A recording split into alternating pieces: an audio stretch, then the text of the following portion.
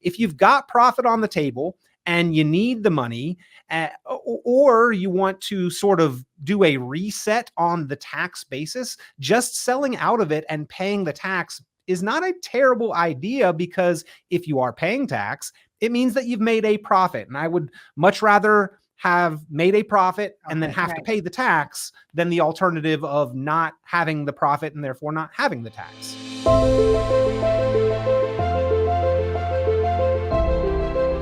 Peter, very good to see you, and welcome back, everyone. We have a very meaty topic today: how to minimize your capital gains tax. So we're going to talk through 5 strategies that range from timing to charitable giving to certain investment techniques. But let's start by explaining when you are on the hook for paying capital gains tax. What do we need to know? Yeah, basically when you make a profit off of your investments. So there are many, many, many different types of taxes that we all pay, but the big ones that people know are income tax.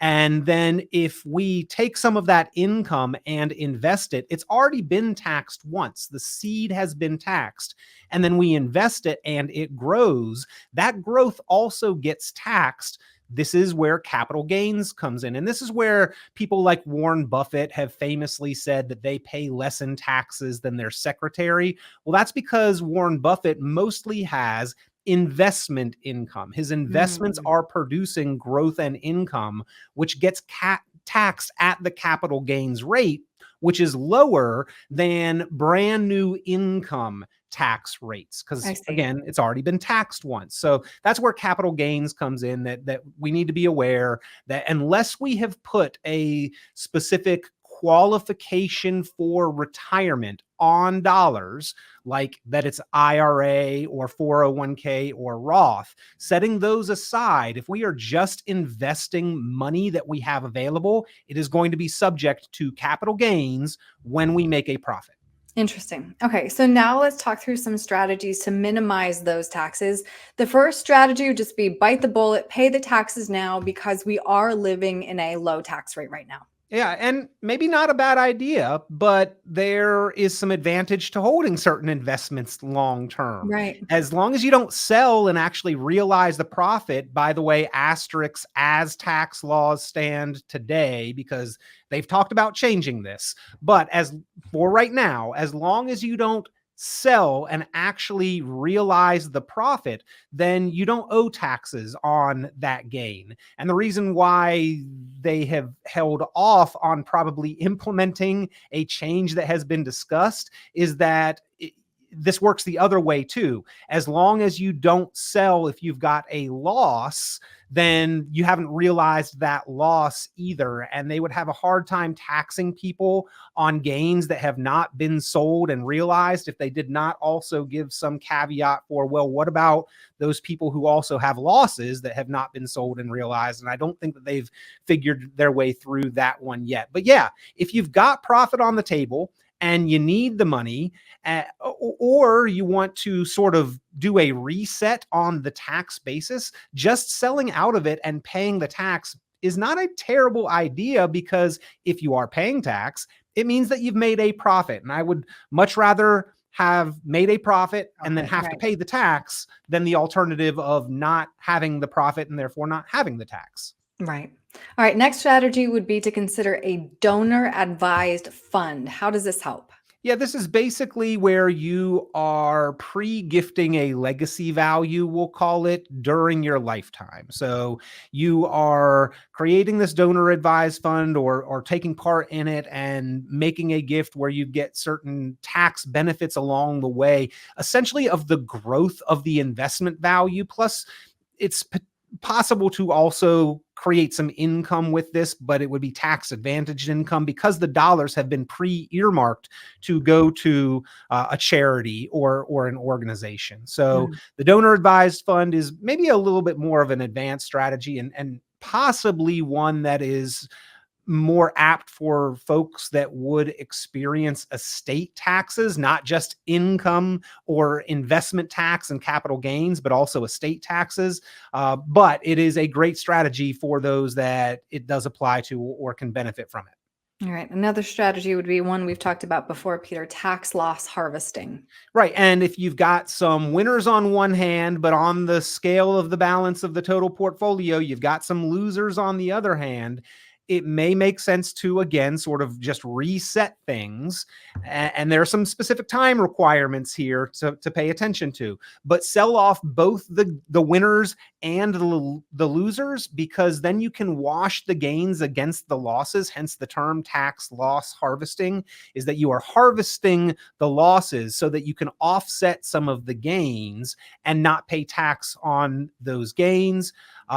If you don't have the gains on the other hand, though, and sell off just the losses, there's a limit to how much you can claim and deduct from your taxable income each year. Whereas if you have pretty significant gains on one hand, but unfortunately you have some investments that did not perform so well, and you had some equally significant losses on the other hand, you can use up all of those losses in a single tax year through tax loss harvesting.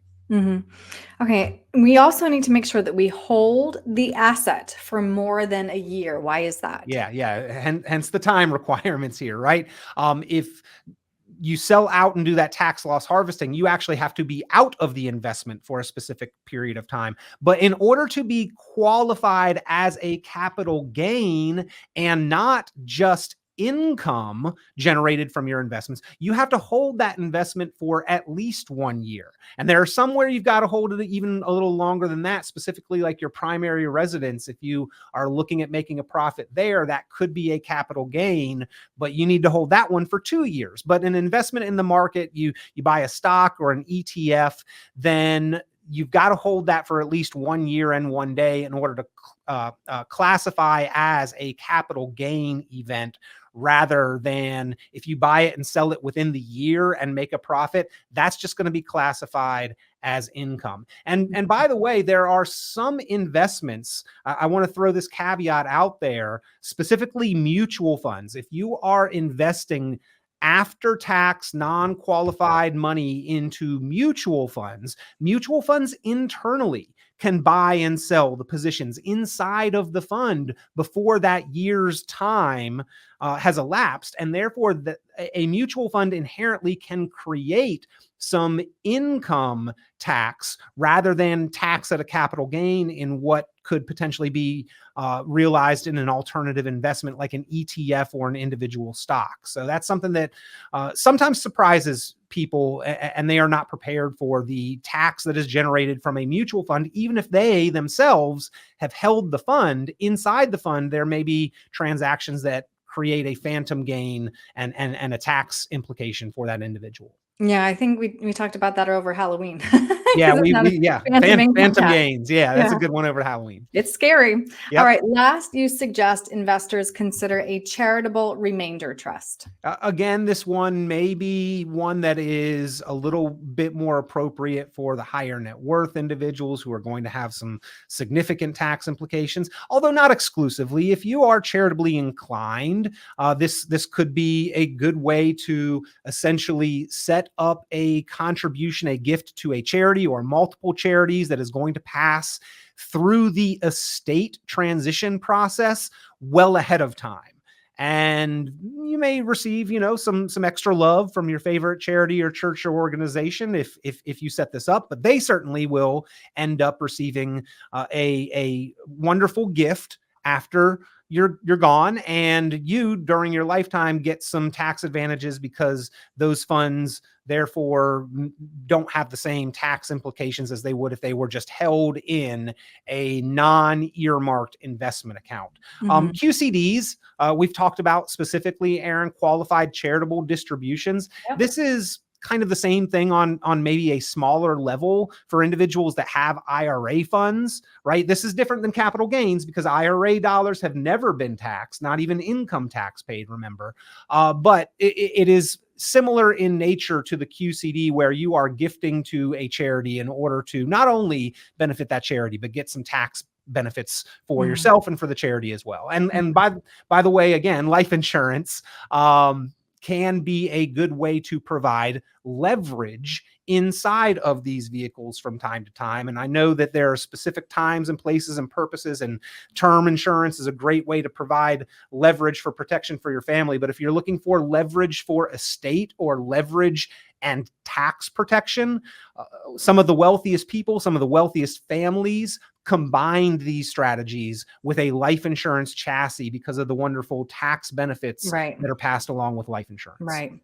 Well, the good news is we at least have options when it comes to trying to minimize those capital gains taxes. Peter, if somebody has questions about any of these strategies, how can they get a hold of you? Yeah, give me a call at Richon Planning. Would love to hear from you. Talk these through. Make sure you're taking steps that you are aware of all of the consequences. That's the worst thing that I've seen mistakes with capital gains, is that people just didn't realize what Right. was going to Yeah. happen. So don't be surprised by your money or the taxes that are generated. Make sure you get answers and address those. And give me a call, 919-300-5886, 919-300-5886. You can also visit online. The website is richonplanning.com. It looks like richonplanning.com, richonplanning.com.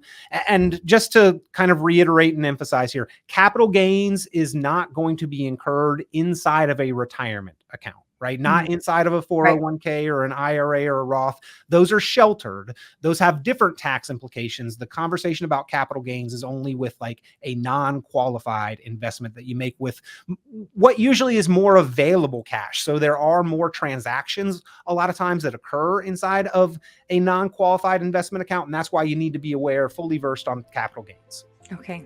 Peter, thanks so much for your time today. Okay, thanks, Erin.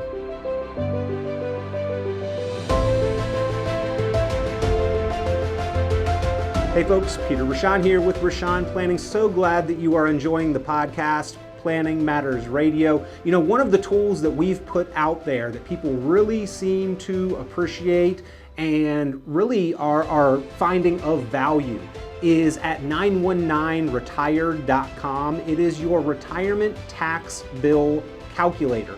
If you've got any kind of retirement account, your tax deferred, 401k or IRA, this is the website, this is the resource where you can go, you can plug in your own numbers, your information, you can slide the tool calculator up and down for your tax rate or your amount of savings and see what your tax bill is likely to be if you default and defer to the IRS's plan versus what you could potentially bring that tax bill down to.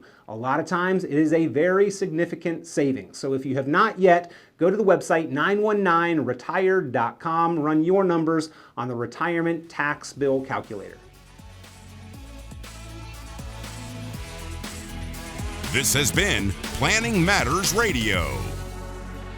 The content of this radio show is provided for informational purposes only and is not a solicitation or recommendation of any investment strategy. You are encouraged to seek investment, tax, or legal advice from an independent professional advisor. Any investments and/or investment strategies mentioned involve risk, including the possible loss of principal. Advisory services offered through Brookzone Capital Management, a registered investment advisor. Fiduciary duty extends solely to investment advisory advice and does not extend to other activities such as insurance or broker-dealer services. Advisory clients are charged a quarterly fee for assets under management, while insurance products pay a commission, which may result in a conflict of interest regarding compensation.